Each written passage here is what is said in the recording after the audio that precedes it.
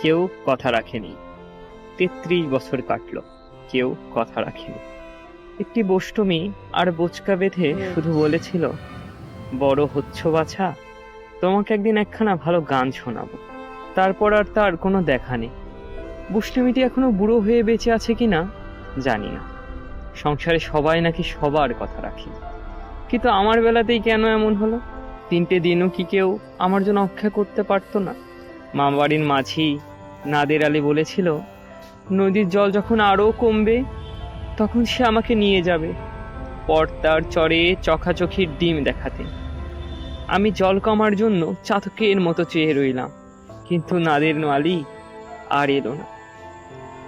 নদীর জল এখন অনেক কমে গেছে, কিন্তু নাদের আলীর আর দেখা নেই। সবুজ সুপরি গাছগুলো এখন আরো লম্বা হয়ে গেছে, কিন্তু নাদের আলী আর ফিরে আসেনি।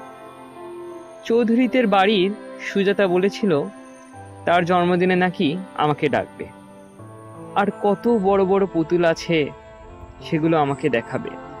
সুজাতা এখন অন্য এক বুড়ো মানুষের ঘরে, তার কোলে এখন হয়তো 2টো সন্তান।